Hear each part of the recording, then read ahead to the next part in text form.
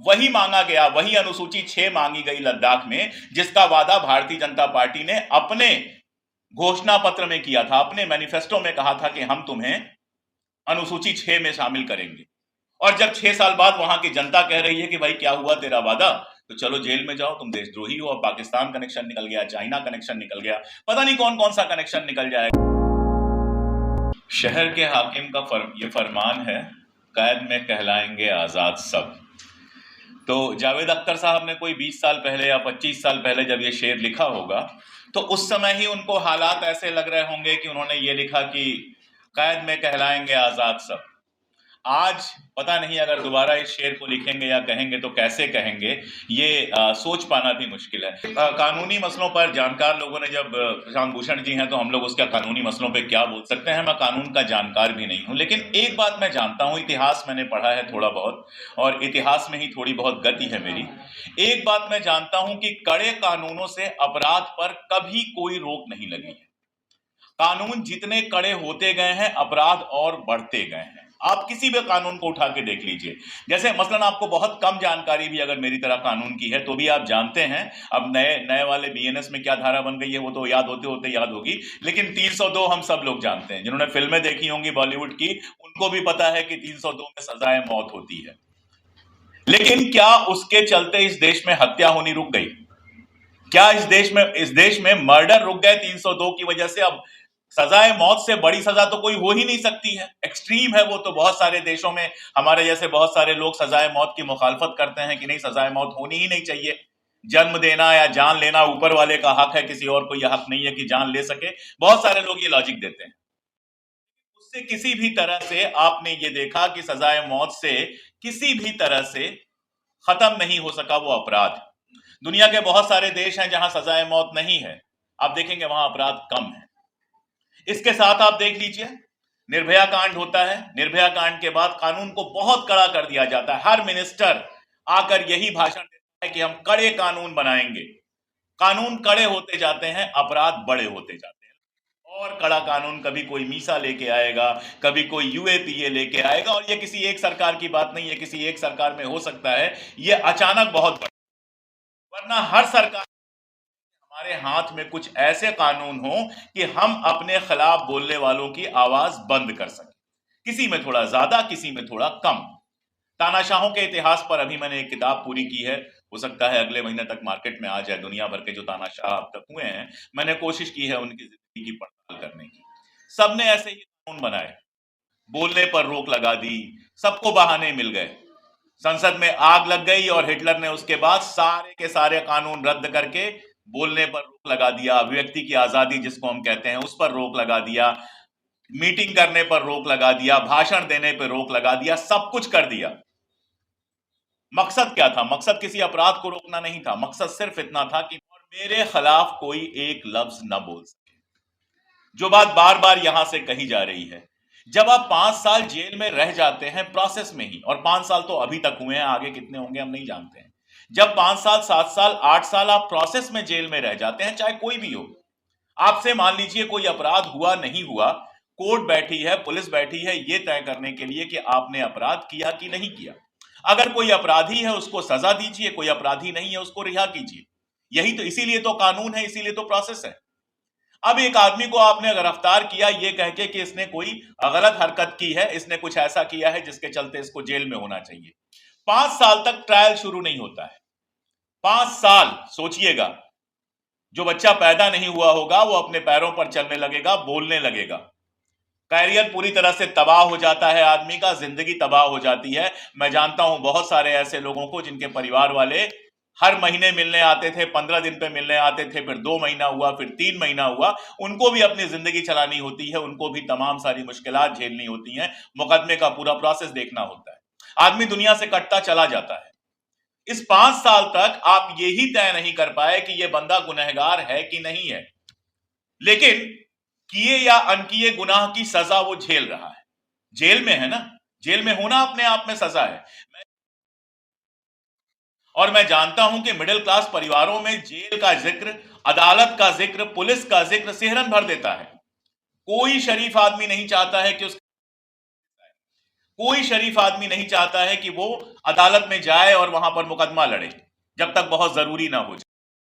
यहां आप पीएचडी कर रहे आदमी को, जो आदमी पीएचडी कर रहा है, ऐसे आदमी को जो विदेश से अपनी नौकरी छोड़कर यहां पर आया है, या ऐसे आदमी को जो समाज सेवा कर रहा है, ऐसे लोगों को उठाकर आप जेल में डाल देते हो और 5 साल तक कोई प्रोसेस नहीं चलता है। मैं नहीं जानता कानून, लेकिन ऐसे ही सिर्फ इस एग्जाम्पल से मैं कह सकता हूं कि यह जुल्म है, यह नाइंसाफी है, यह इंसाफ नहीं हो सकता।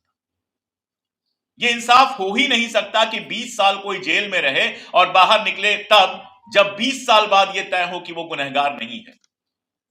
ऐसे में तो पूरा सिस्टम गुनहगार हो जाता है, ऐसे में तो वो वकील गुनहगार हो जाते हैं, वो जज गुनहगार हो जाते हैं। और सर, आपने बिल्कुल ठीक कहा, मैं लगातार इस बात को लिखता हूं कि जब तक ये नहीं होगा कि जो लोग उसको गिरफ्तार करने के लिए, उसके खिलाफ फर्जी केस बनाने के लिए, उसके खिलाफ फैब्रिकेटेड सबूत इकट्ठा करने के लिए जिम्मेदार हैं, जब तक उनको सजा नहीं मिलेगी। आप कड़ी सजा की बात कर रहे हो, ठीक है, जो अपराधी है उसको कड़ी सजा मिले, लेकिन जिसको जबरदस्ती अपराधी बनाया जा रहा है, तो जो लोग किसी को अपराधी बनाकर उसके जिंदगी के 20 साल बर्बाद कर रहे हैं, क्या वो गुनाह नहीं है? क्या उनको जेल में नहीं होना चाहिए? क्या उनके खिलाफ सजा नहीं होनी चाहिए? क्या वो रिटायर होकर, रिटायरमेंट बेनिफिट लेकर एक शरीफ आदमी की जिंदगी जीते रहें और समाज में खड़े होकर भाषण देते रहें, और एक बेगुनाह 20 साल तक जेल में रहने के बाद जब निकले तो उसका मोहल्ला उसको आतंकवादी कहे? अरे, छोटे शहरों में आप 10 दिन जेल में रह के निकल आइए, मोहल्ला आपको शक की निगाह से देखने लगता है, सोचता है कि कुछ ना कुछ गड़बड़ किया होगा तभी जेल में गया है। ऐसे ही आपकी बेइज्जती हो जाती है। हम लोग मूवमेंट में जेल जाते थे तो घर जब गांव पे खबर पहुंचती थी तो नाना बाबा कहते थे कि गांव में किसी को पता नहीं चलना चाहिए, जबकि हम लोग आंदोलन में जेल जाते थे, छात्र आंदोलन में जेल जाते थे। तो यहां जहां पुलिस घर से उठा के ले जाए, आदमी 15 दिन जेल में रह के जाए तो उसका कैरियर, उसकी इज्जत सब तबाह हो जाती है, और यहां आप 5-5 साल तक जेल में रखते हैं। और सारी प्रॉब्लम क्या है? सारी प्रॉब्लम बस इतनी है कि सरकार डायलॉग में भरोसा नहीं रखती है। सरकार बातचीत किसी से नहीं करना चाहती है। सरकार को लगता है कि बस हम ऐसी गद्दी पर बैठे हैं कि यहां से हुक्म देंगे, और जो हमारे हुक्म की तामील में जरा सा भी ना करेगा वो देश का दुश्मन है। आप देखिए, आपने आसाम में, बंगाल में, सारी जगहों पर जिस तरह का प्रोसेस चलाया है, एक बड़ी आबादी को आपने परेशान करके रखा है, तंग करके रखा है, बताने की जरूरत नहीं है। कश्मीर के जो हालात हैं, बताने की जरूरत नहीं है।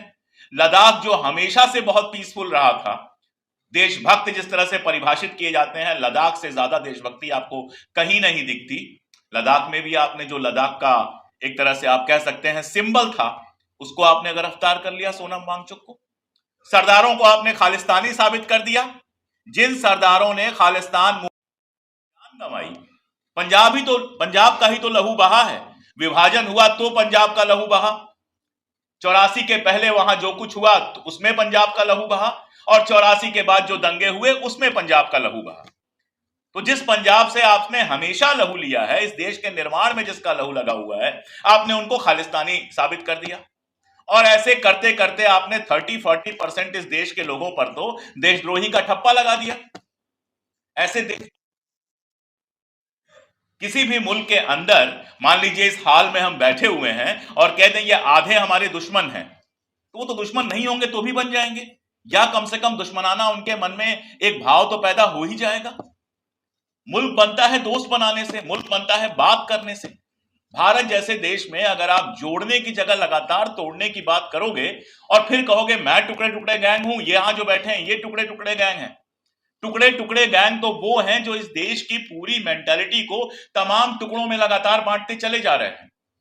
कोई सड़क चलता आदमी एक 40 साल प्रैक्टिस किए हुए वकील को आकर कह सकता है कि तुम देशद्रोही हो। कोई सड़क चलता आदमी सोशल मीडिया पर किसी को भी लिख सकता है कि वो देशद्रोही हो। उसको ये वाला सर्टिफिकेट देने की लियाकत कहां से मिली? क्योंकि वो बीजेपी का सपोर्टर है, क्योंकि वो दिन रात गालियां देता है। एक बात बहुत साफ समझ लेनी चाहिए, और ये सब जानते हैं लेकिन मानते नहीं है सत्ता में आने के बाद, देश और लीडर दो अलग अलग होते हैं। इंदिरा गांधी थी, Indira Gandhi was not India. जिसने भी कहा इंदिरा इज इंडिया, वो इंडिया का दुश्मन था और इंडिया के लोकतंत्र का दुश्मन था, जो भी था वो। और ऐसे ही जो कहता है कि मोदी इज इंडिया, वो मोदी का भी दरअसल दुश्मन है और इंडिया का दुश्मन तो है ही। कोई भी व्यक्ति देश नहीं हो सकता। संविधान की वो किताब देश हो सकती है, हम सब मिलकर देश हो सकते हैं और हम सब मिलकर किसी को देश चलाने का अधिकार दे सकते हैं। लेकिन वो संविधान की जो किताब है, वो हमारा जो आईन है, वही हमें यह भी हक देता है कि जिसको बड़ी इज्जत से हमने कुर्सी पर बिठाया है, उतनी ही इज्जत से उसकी कुर्सी हम छीन लें। यह हमें खून बहाने की इजाजत नहीं देता, यह हमें पत्थर चलाने की इजाजत नहीं देता, यह हमें किसी तरह की हिंसा करने की इजाजत नहीं देता, लेकिन यह इजाजत तो देता है ना कि हम एहतजाज कर सके, जहां पर हमारे जायज हक हों, जहां हमारे साथ गलत हो रहा हो हम आवाज उठा सके। वो आपके लिए अनलॉफुल एक्ट बन जाता है, वो आपके लिए अपराध बन जाता है। जब कोई हक की आवाज उठाता है, कोई सीएए की आवाज उठाए, तो वो यूएपीए लगाने के काबिल हो जाता है। कोई वही डिमांड करे, वही मांगा गया, वही अनुसूची 6 मांगी गई लद्दाख में, जिसका वादा भारतीय जनता पार्टी ने अपने घोषणा पत्र में किया था, अपने मैनिफेस्टो में कहा था कि हम तुम्हें अनुसूची 6 में शामिल करेंगे। और जब 6 साल बाद वहां की जनता कह रही है कि भाई क्या हुआ तेरा वादा, तो चलो जेल में जाओ, तुम देशद्रोही हो। पाकिस्तान कनेक्शन निकल गया, चाइना कनेक्शन निकल गया, पता नहीं कौन कौन सा कनेक्शन निकल जाएगा, आर्थिक दिक्कतें आ गई, सब कुछ आ गया। तो क्या ये जनता के समझ में नहीं आता है? जब ये चीजें बार बार होती हैं तो ये जनता की समझ में नहीं आता है। क्या क्या बोलूं, रोज बोलना होता है, क्या क्या बोला जाए समझ में नहीं आता है। लेकिन एक बात बिल्कुल तय है, जितना मैं इस देश को जानता हूं और जितना मैं इस दुनिया को जानता हूं, दुनिया का कोई तानाशाह अमर होकर नहीं पैदा हुआ। जैसे मैं पैदा हुआ, जैसे आप पैदा हुए, जैसे हम दाल रोटी खाते हैं, थोड़ी महंगी थोड़ी सस्ती, वो भी खाता है और एक दिन उसको भी जाना होता है, कुर्सी से भी जाना होता है और दुनिया से भी जाना होता है। ये हर इंसान के लिए बना हुआ है, कोई नई चीज नहीं है। याद उस बात को किया जाता है जो उस कुर्सी पर बैठकर कोई करता है। और वो एक शेर है ना कि वो एक शख्स जो तुमसे पहले यहां तख्त नशी था, उसे भी अपने खुदा होने का इतना ही यकीन था। कुर्सियां कब चली जाती हैं, एक रशियन कहावत है कि बरसों बरस कुछ नहीं बदलता और रातों रात सब कुछ बदल जाता है। तो चीजें कब कैसे बदल जाती हैं, दुनिया का इतिहास बताता है कि 4 दिन पहले तक हिटलर को लगता था कि कुछ ना कुछ ऐसा हो जाएगा कि हम रशिया को जीत जाएंगे। इतिहास बताता है कि दुनिया के हर तानाशाह को लगता था कि बस अब हम हैं तो हम हैं। जियाउल हक को लगता था कि एक प्राइम मिनिस्टर को हमने फांसी पर चढ़वा दिया, बाकी पूरे पाकिस्तान को कब्जे में कर लिया, अब हमारा क्या हो सकता है। किसको मालूम था कि उनको भी एक दिन गद्दी से जाना है। सवाल बस इतना है कि इस देश की डेमोक्रेसी, जो आइडिया ऑफ इंडिया इतने लंबे बलिदानों के बाद स्थापित की गई, बनाई गई, और जिसके चलते 70 साल तक मैं कभी नहीं कहता सब भाई भाई थे, सब भाई भाई कैसे हो सकते हैं, आपस में लड़ते भिड़ते, थोड़ी बदमाशियां करते ये देश चल रहा था। बस इतना सबको भरोसा था कि कानून सबके लिए बराबर है, इतना सबको भरोसा जाएंगे तो न्याय मिलेगा। ऐसा नहीं है कि तब भी सबको न्याय मिल रहा था, लेकिन चलो 100 में से 80 को न्याय मिल रहा था तो मान लिया जाता है न्याय मिल रहा है। ये भरोसा जब टूटता है तो किसी भी देश के लिए बहुत तरह की मुश्किलें सामने आती हैं। मैं उनके डिटेल में नहीं जा रहा। जब तक ये भरोसा है कि हमें न्याय मिलेगा, जब तक ये भरोसा है कि हम लोकतंत्र से सरकार बदल सकते हैं, तब तक तमाम परेशानियों के बाद हिंदुस्तान जिंदाबाद रहेगा। लेकिन जिस दिन ये भरोसा टूटेगा, ये हिंदुस्तान के संविधान के लिए और हिंदुस्तान के लिए बेहद खतरनाक होगा। इसलिए बहुत जरूरी है, जो लोग कानून के पदों पर बैठे हुए हैं, जो लोग सत्ता के पदों पर बैठे हुए हों, 2 बातें समझें। पहली बात तो ये कि कोई कुर्सी ऊपर से लेके आया नहीं था और कोई कुर्सी ऊपर लेके जाएगा नहीं।